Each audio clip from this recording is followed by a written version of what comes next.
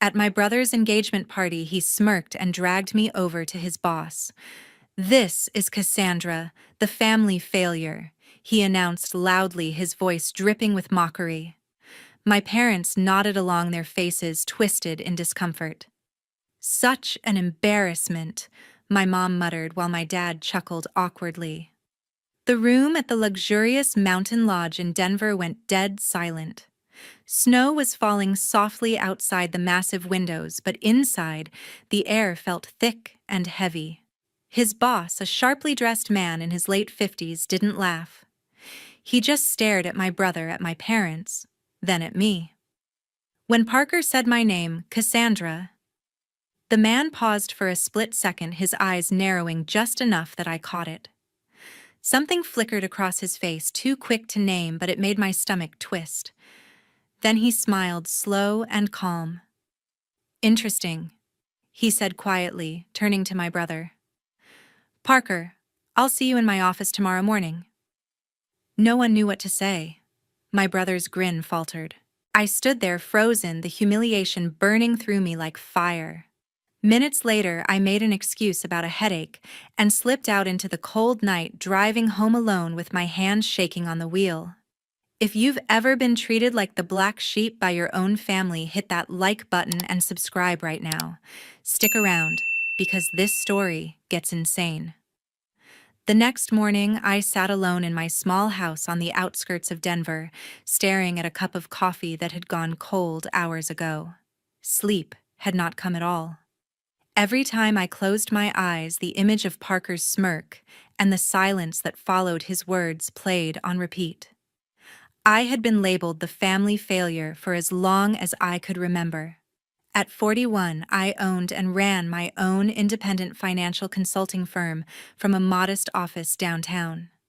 My specialty was corporate turnarounds, pulling mid-sized businesses back from the brink of collapse. The work was not glamorous. No one threw parties for quiet debt restructurings or discreet vendor negotiations. But it paid the bills, and over the past decade I had built a reputation among owners who needed help without headlines. Clients trusted me because I delivered results quietly and effectively. My family never acknowledged any of it. To them, success meant visible titles, big offices, constant praise, and social media posts. Parker, 5 years younger, had always been the star, the one with the easy charm, the marketing role at a growing logistics company, the fiancé from a good family. My parents doted on him endlessly. Every promotion, every new car, every vacation photo was framed and celebrated. My achievements received polite nods at best, usually followed by a sigh about how I should settle down or find something more conventional.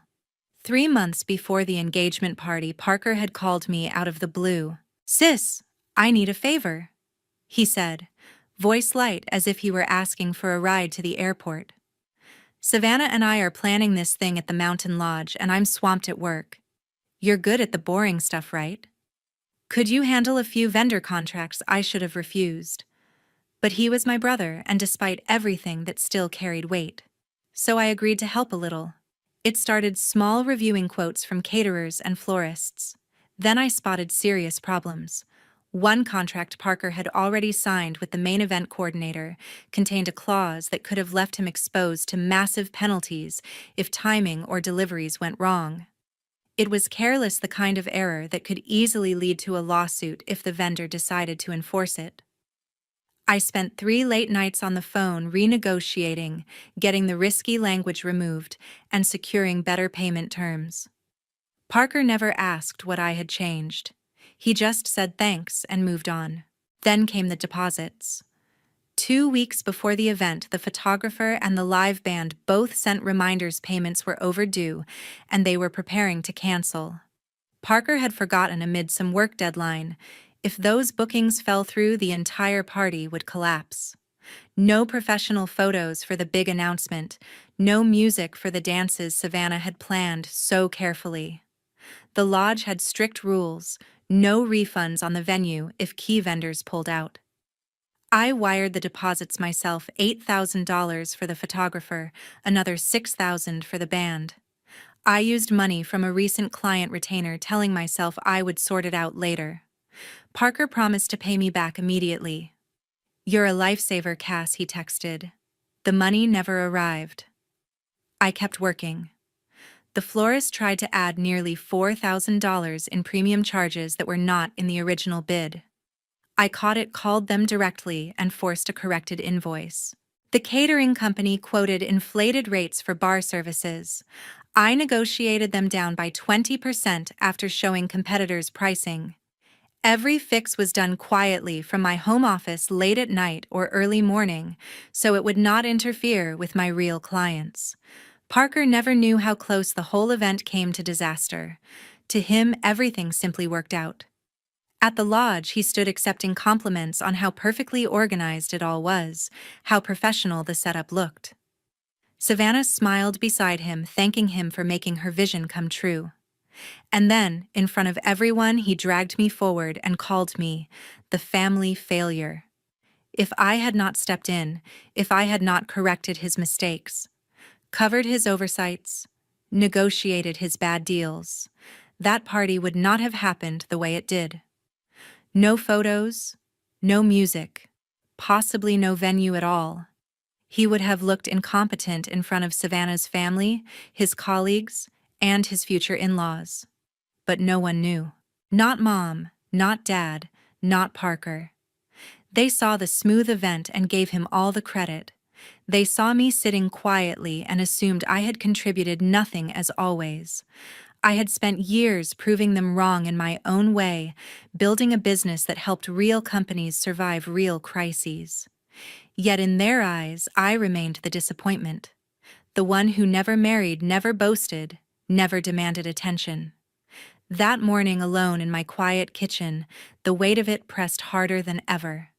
I had fixed everything for him again, and he had repaid me by humiliating me in front of a room full of people. For the first time, I seriously asked myself why I kept doing it. Why I kept protecting someone who never once protected me. I stared at the cold coffee and realized something cold and clear. I had spent my entire adult life trying to earn a place in a family that had already decided I did not belong. Tuesday the following week, a sleek black SUV pulled up outside my small office in downtown Denver. I looked out from my desk and saw a man in his late 50s step out, dressed in a sharp navy suit, carrying a leather portfolio. Theodore Ramsey walked straight into the building without calling ahead. My assistant had not arrived yet, so I met him at the reception area myself. He took a moment to look around the space, simple desk, organized filing cabinets, a few framed credentials and client testimonials on the wall, with clear respect in his eyes. Then he faced me directly, his expression serious yet approachable. "Ms. Miles," he said, offering a firm handshake. "Do you have time for a conversation?" I nodded, surprised, but curious about why Parker's boss would show up unannounced. I guided him to the small conference table in the corner of the room. He sat down across from me, placed the portfolio on the table, and started without small talk. "That evening at the Mountain Lodge," he said, voice even and measured. "When your brother introduced you and mentioned your name, Cassandra, I did not connect it immediately. But the way you stood there, completely calm, no outward reaction, no attempt to defend yourself, it triggered something. On the drive home afterward, it all came back." He paused briefly, gauging my response. I remained silent, letting him continue. 15 years ago, I owned and operated a mid-sized logistics company based right here in Colorado. We had overexpanded, taken on heavy loans for new warehouses, signed unfavorable long-term contracts, and cash flow was disappearing fast. Bankruptcy filings were less than 2 months away. My father had died the previous year, leaving me the business in a vulnerable state, and I was on the verge of losing everything he had worked for. The details started coming back to me. It had been early in my career, one of the first projects I handled completely on my own, after going independent at 26, determined to establish my name in turnaround consulting. A young consultant contacted me directly. Theodore went on. No mutual connection, No discussion of fees up front. She spent weeks reviewing the full books at no charge, identifying every area where money was leaking: poorly negotiated freight routes, overpaid vendor agreements, hidden penalties in loan terms. She delivered a precise restructuring plan: prioritize creditor renegotiations, liquidate underperforming assets, cut operational redundancies without massive layoffs. He opened the portfolio and carefully slid an old report across the table. The cover page read, "Cassandra Miles, Independent Financial Consultant," in the same clean format I still used today: concise bullets, logical flow, no unnecessary wording. "I've kept this all these years," he admitted, "because you turned the company around without billing a single hour. When I insisted on paying you after implementation began showing results, you turned it down. You said you were just starting your practice and could not accept payment from someone facing genuine crisis. Your approach reminded me of my own drive when I was younger: focused, unflinching, no need for recognition." I looked at the faded pages. Memories surfaced of endless evenings analyzing spreadsheets, making cold calls to suppliers, drafting letters to banks for extensions. "Ramsey Logistics," I said softly, connecting the dots fully. "You consolidated routes and sold the excess fleet." He confirmed with a nod. "Sold it at a profit 3 years later. Used those funds to invest wisely and grow sustainably. The larger operation I lead today traces directly back to your intervention. My entire career trajectory changed because of that unpaid assistance from a stranger who saw potential where I only saw collapse." He leaned in slightly. "At the party, I recognized the same steady gaze of the person who helped me without expecting gratitude or acknowledgement. The quiet composure under pressure. The exact professional style in that old report matches everything about you." I was speechless for a moment. That project had been meaningful to me at the time, but clients moved on, and I had buried it among hundreds of others since. No one had ever brought it up again, let alone thanked me years later. "Why come here now?" I asked, genuinely wanting to know. He closed the portfolio gently. "Because hearing how your own family described you did not match the person I knew had saved my business. The consultant who rescued me without fanfare is not a failure. And since Parker reports to me, I've been paying closer attention to certain patterns at work." He stopped there, not expanding further yet. The implication hung in the air, but he shifted to asking about my current practice instead. I described recent cases: rescuing a family-owned distribution firm from foreclosure, guiding a regional supplier through supply chain disruptions. He listened attentively, asking thoughtful follow-up questions that showed real understanding of the field. We spoke for nearly an hour. The morning sunlight moved across the office walls as he shared brief updates on how the company had evolved since my involvement: new divisions, steady growth, community contributions. It felt strange but validating to have someone outside my family circle recognize the impact of my work. When he finally stood to leave, he extended his hand again. "I'd value keeping in contact, Ms. Miles. Properly this time." I walked him out. As the SUV pulled away, a small shift settled inside me. Someone had seen the value I brought, not through boasts or demands, but through results that lasted. During that initial meeting and the several phone calls and in-person follow-ups that followed over the next few days, Theodore Ramsey shifted the conversation to the real reason he had sought me out beyond the past connection. He explained that he had quietly initiated an internal audit at his logistics company approximately 10 months earlier, prompted by discrepancies in financial reporting that crossed departments. Parker had come under scrutiny early in the process. Theodore presented the evidence in a calm, organized manner, laying out printed reports, email chains, and annotated spreadsheets on the conference table. The most significant issue involved a high-value contract with a national retail chain for optimized shipping and distribution logistics. The project had been publicly credited to Parker as his personal initiative. He had delivered the final presentation, accepted the congratulations from senior leadership, and received a substantial performance bonus along with a promotion recommendation. In reality, the core work had been performed by a junior analyst named Nathan Hayes. Nathan had spent 6 months researching market data, building financial models, and drafting the initial proposal. Parker had joined the team only in the final 2 months, then systematically took over credit. Email records showed him directing team members to send all updates through him personally. He then forwarded those updates to executives with slight rephrasings, presenting them as his own ideas.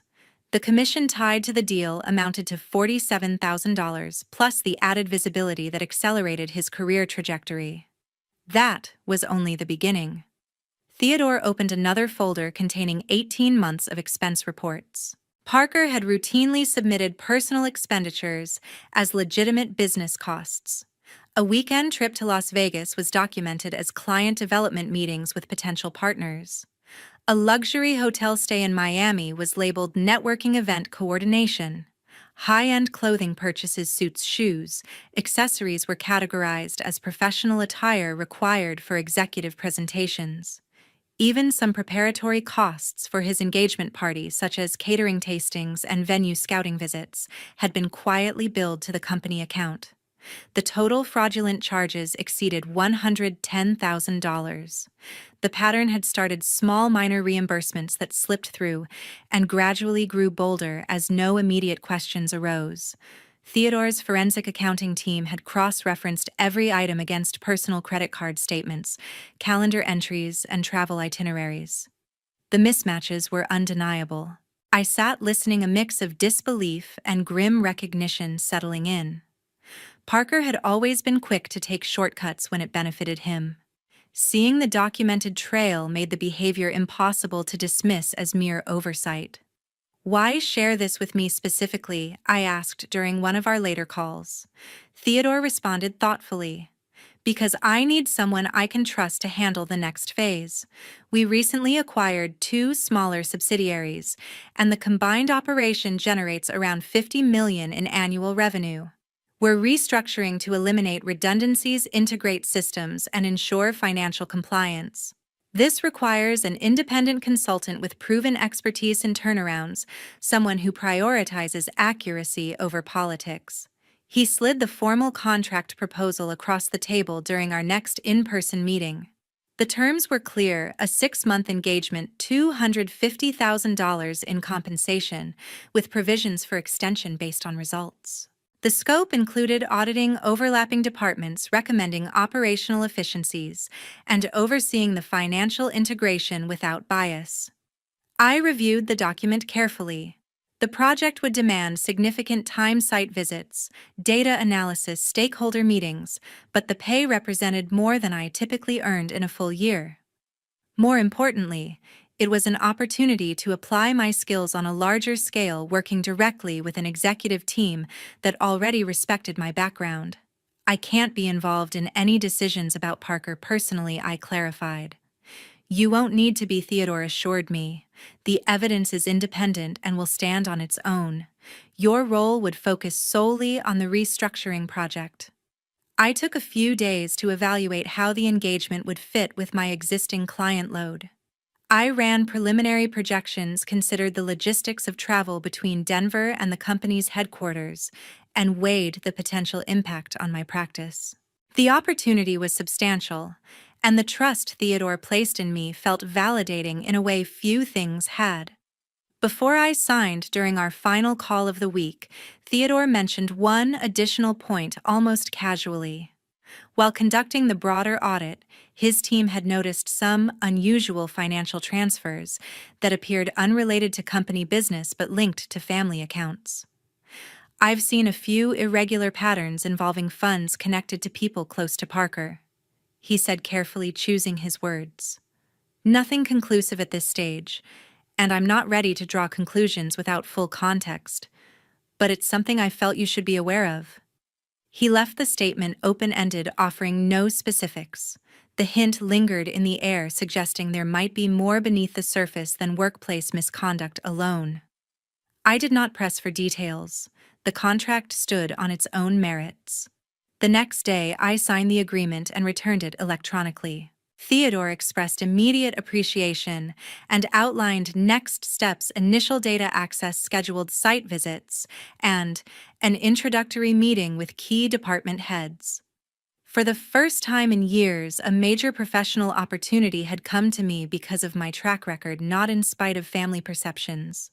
The work ahead promised challenge and growth, and I felt ready to step into it. A few weeks later, my phone buzzed with a number I hadn't saved, but recognized immediately. I hesitated before answering. Parker's voice spilled out strained and urgent. "Cass, we need to talk. In person, please." We met at a small coffee shop downtown, away from both our offices. He arrived disheveled shirt, untucked dark circles under his eyes, no trace of his usual confidence. Savannah wasn't mentioned. He launched right in after ordering nothing. "They're closing in on the investigation. Expense reports the retail contract credit. It's getting serious.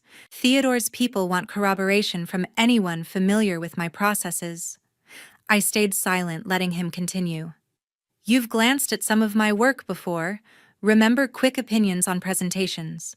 If you could just confirm to them that we bounced ideas off each other, that I consulted you on strategies, it would carry weight. Family backs family, Cass. Always has."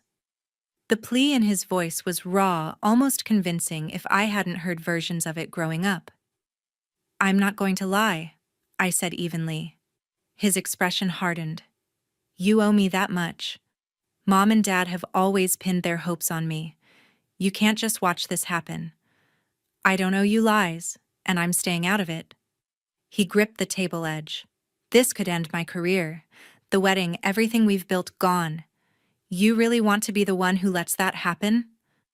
I pushed my chair back. "Your choices, Parker. Not mine." He followed me to the door, voice dropping. "Think about what this does to the family." The contact escalated after that. Calls at odd hours, some from blocked numbers. Voicemails starting apologetic, turning accusatory, claiming I was jealous that I'd always resented his success. Texts arriving in bursts, reminders of holidays I'd hosted, favors I'd done, now framed as debts he was calling in. Then the emails surfaced in the company's secure system. Messages appearing to come from an address nearly identical to my professional one, a single character difference in the domain. The content was explicit step-by-step suggestions on shifting personal costs to business lines, advice on reassigning team contributions in performance reviews. They were dated to suggest ongoing consultation, positioning me as complicit. I discovered them during a standard review of shared drives for my restructuring project. The timestamps were bunched, all created within a narrow evening window. The IP logs pointed directly to Parker's workstation. I documented everything, meticulously: screenshots, exported metadata, access records. I forwarded the package to Theodore's compliance officer first, then confirmed my involvement when they requested a statement. The response was swift. I received an invitation to observe the disciplinary hearing from an observation room with one-way glass, given my contractor status and direct relevance. Parker entered the conference room looking composed at first, suit-pressed, notes in hand. The panel included Theodore, the Chief Financial Officer, HR Director Karen Fletcher, and in-house counsel Marcus Reeves. They proceeded methodically, projecting evidence on the screen: mismatched receipts, altered project timelines, and now the forged correspondence attempting to draw me in. He started with explanations: high-pressure deadlines leading to categorization errors, team dynamics, where credit naturally flowed upward. When pressed on specifics, he shifted to emotion, voice cracking as he described stress from wedding planning and performance expectations. The panel remained unmoved. Karen Fletcher delivered the outcome professionally: immediate termination for gross misconduct, including fraud and attempted obstruction. The company would pursue civil recovery of all misappropriated funds totaling over $110,000 through legal channels. Given the deliberate nature and scale, authorities would be notified for possible criminal prosecution. Security appeared promptly. Parker gathered his belongings into a standard box, escorted out through a side door. His face was blank as he passed the glass, unaware I was there. I left the building shortly after, driving home through familiar streets. No rush of victory surged through me, no satisfaction in seeing him fall. Just a profound, icy relief, like exhaling after holding my breath for decades. The fallout was his to own, built from decisions he made without regard for consequences. I felt no urge to celebrate, only the quiet recognition that some patterns finally broke, leaving space for something cleaner. 2 months passed. An invitation arrived in the mail from Aunt Irene, handwritten, formal, requesting the entire family for dinner at her home in the Denver suburbs. She had always been the quiet observer on my mother's side, widowed, early, living independently in the same house for decades. I almost declined, but the note included a personal line: "It's time we talked openly. Please come." The evening was cool when I arrived. Cars lined the driveway, my parents' sedan, Parker's SUV, vehicles belonging to 2 cousins and their spouses. Inside, the dining room table was set for 10 candles, lit, the aroma of roast and potatoes filling the air. Aunt Irene greeted me at the door with a firm hug, her eyes sharp at 73. "Thank you for coming, Cassandra." Everyone else was already seated. Mom and Dad at one end, stiff postures. Parker beside an empty chair that must have been Savannah's, she wasn't there. Cousins Mark and Lisa with their partners exchanging uneasy glances. Dinner began politely, passing dishes, small talk about weather and holidays. Aunt Irene waited until plates were filled before standing at the head of the table. "I've asked you all here because I've stayed silent too long," she said, voice steady and clear. "This family has treated Cassandra like she doesn't matter for years. I'm done with that." Dad started to interrupt. "Irene, this isn't—" She raised a hand. "You'll listen tonight, George." She turned to the room. "Let me tell you about the niece you've ignored. 8 years ago, when I was diagnosed with cancer, the treatment costs exceeded my savings and insurance. I was ready to mortgage the house. Cassandra paid the remaining bills, over $40,000, without telling anyone. She sent the money through the hospital foundation so I wouldn't know at first. I only found out when a thank you letter arrived addressed to her." Mom's fork paused mid-air. Parker stared at his plate. "When Mark lost his job during the recession and needed capital to start his landscaping business." Aunt Irene continued, looking at my cousin, who provided the interest-free loan that got him through the first year. "Cassandra. $20,000 repaid slowly over time, no pressure." Mark nodded slowly, eyes down. "She told me not to tell anyone." "And Lisa's husband," Aunt Irene went on, "when his tech startup was failing and they faced eviction, who covered 6 months of rent quietly, the same person." The room grew quieter. No one met my eyes. "But the worst," Aunt Irene said, voice tightening, "is what happened with your grandfather's education fund. He set aside money, specifically 1 share for each grandchild. Cassandra's portion was $50,000, intended for her college and early career. George and Barbara, you withdrew it all and redirected it to Parker's accounts for his private university tuition and first apartment." Dad's face reddened. "That money was invested for the child with more potential." "Potential," Aunt Irene cut in. "You decided Cassandra had none, so you took what was hers." Mom's voice was weak. "We thought she'd manage on her own. She always did. Parker needed the boost to succeed." Parker spoke up, defensive. "Times were tough. We all made sacrifices.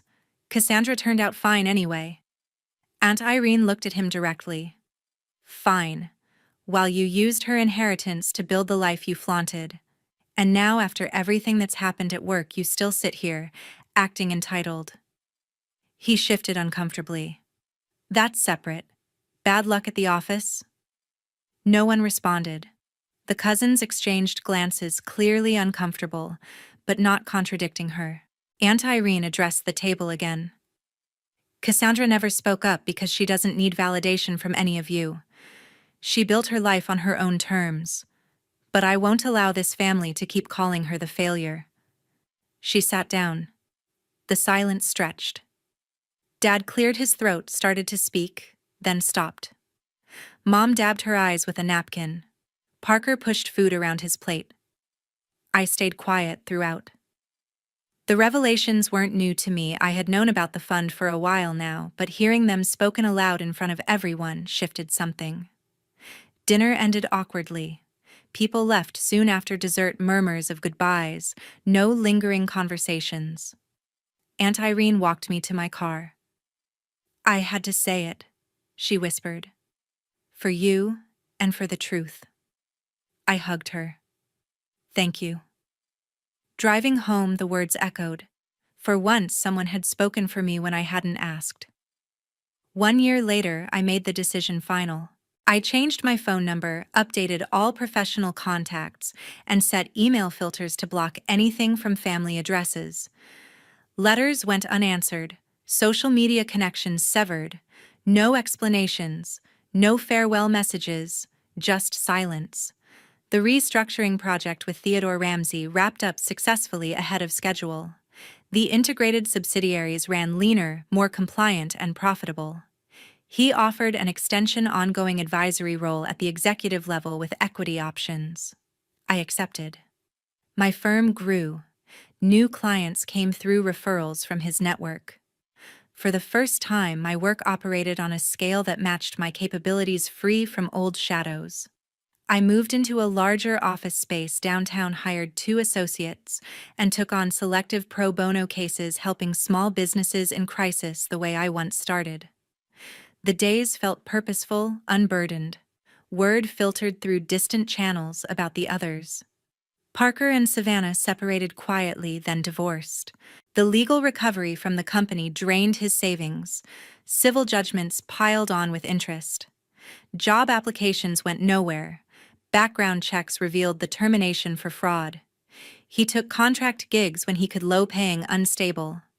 Mom and Dad stayed in the same house, quieter now.